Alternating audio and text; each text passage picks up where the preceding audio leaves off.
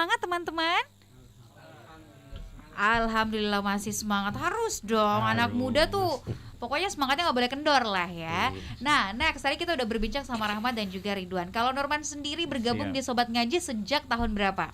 Apakah kisahnya juga terpanggil karena merasa satu hal yang kurang dalam hidup atau gimana? Jadi awal saya ketemu Sobat Ngaji itu karena beliau juga partner kerja saya di sebuah perusahaan juga dalam filantropi namanya Badan Wakaf Al-Quran. Nah, pada saat itu Ustadz Rahmat saya ngajak ngopi. Terus di warung kopi itu beliau melihat banyak anak-anak yang cuma pegang gadget dan lain-lain sebagainya gitu. Jadi waktu itu dia mengatakan ke saya, kita harus bikin acara supaya anak-anak ini bisa lepas dari gadget. Nah, di situ saya punya konsep, kemudian beliau punya wadah untuk mengalirkan konsep saya. Disitulah terjadi satu agenda yang alhamdulillah kemarin bulan Juli kita alhamdulillah kita jauh dari ekspektasi kita.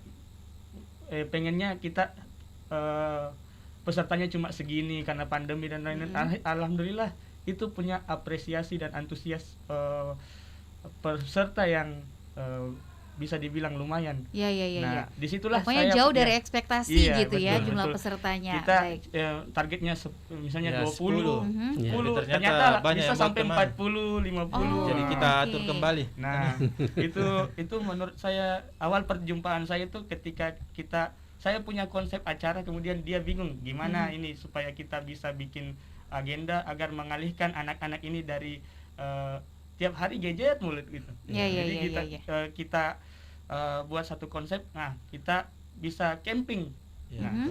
Kita bisa camping. Nah, di camping itulah kita bisa ngaji sambil sharing pengalaman hijrah kita. Bagaimana Ustadz Rahmat yang dulu rock and roll sekarang sudah alim alim.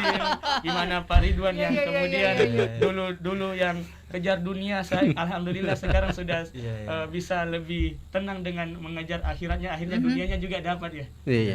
Gimana kemudian Syar'i yang kemudian dulu hanya kerja di depan laptop, di depan ini, alhamdulillah bisa bergabung bersinergi. Jadi satu agenda namanya ngaji sharing camp. Jadi ini camping berfaedah selain healing betul, juga kita memperdalam ilmu agama. Betul. Jadi tadabbur alamnya dapat. Benar. Sharingnya dapat, ininya juga dapat.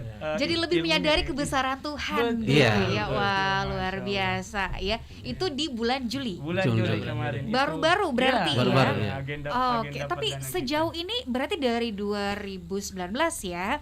2019 kan udah ada cikal bakalnya nih. 2020 baru resmi jadi Sobat Ngaji Makassar. Sampai sekarang udah berapa orang nih yang tergabung menjadi anggota resminya gitu dan selalu aktif mengikuti kegiatan dari Sobat Ngaji Makassar? Kalau yang resmi itu Mbak, kalau di grup itu ada sekitar 50 orang, tapi yang betul-betul aktif itu ikut kegiatan ya 50% lah. Ya. Biasanya sih 50% lainnya itu silent reader dan cuman pengen ngelihat perkembangan grup seperti apa sih. Biasanya kalau juga kesibukan. Tapi intinya punya satu tujuan yang sama untuk belajar bareng-bareng. Nah, kalau di Bang Ais sendiri seperti apa ceritanya? Bismillah, Assalamualaikum warahmatullahi wabarakatuh. Waalaikumsalam warahmatullahi wabarakatuh. Jadi saya di Sobat Ngaji sendiri ini memegang peran sebagai tim media ya. Jadi teman-teman media yang lain. Saya ceritakan sedikit awal mula bergabung di komunitas ini. Sebenarnya sama Ustadz Rahmat sendiri sudah saling kenal jauh lama jauh sebelumnya itu, sebelum saya tahu Sobat Ngaji. Dan akhirnya pada sewaktu-waktu sebelum bulan puasa tahun ini juga tahun lalu, tahun 2020 beliau mulai kenalkan yang namanya itu bagaimana sih ini gini, kita harus memperbaiki umat kedepannya dengan cara melalui media yang dimana kita kenal awalnya peserta ini Mbak, sebenarnya peserta baru saya suruh jadi media. Iya, akhirnya seperti itu ceritanya saya. Peserta yang di kandang pasta ceritanya jadi volunteer ya, jadi panitia. Akhirnya bergabunglah menjadi keluarga kalian ya. Terus. Lalu dalam kesempatan itulah beliau menceritakan bagaimana kalau kita menyebarluaskan komunitas ini melalui media sosial ya, yang dimana media-media sosial di zaman seperti saat ini kan kalau bisa dibilang jauh dari kegiatan keagamaan. Jadi oke lah, insya Allah saya akan bergabung dalam komunitas ini. Ya, itulah sebagai tim media di Sobat Ngaji. Oke, ikhlas sekarang, ya. Insya Allah. Di kanam pas saya ikhlas ya. Oke, nah ini kan memang apa ya? Kalau saya melihatnya, bahkan untuk smart listener pun yang mendengarkan ini udah tahu bahwa komunitas ini adalah gerakan positif dari anak-anak muda yang memang punya satu tujuan yang sama gitu ya. Selain hanya mengejar dunia belaka, akhirat juga menjadi satu prioritas utama gitu ya. Kalau kita kejar akhirat, dunianya juga insya Allah akan dapat gitu ya.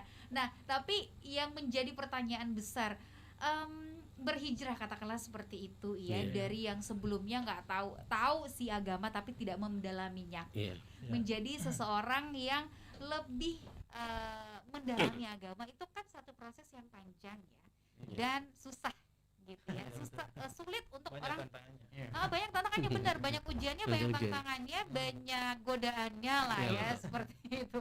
Nah, kalian sendiri gimana dalam apa ya, apalagi di era seperti sekarang ini, kalian sendiri menghadapi tantangan-tantangan itu seperti apa? Dari Rahmat dulu. Oh iya Mbak, jadi tantangan memang banyak ini ya untuk sekarang ini, terutama untuk anak muda ya.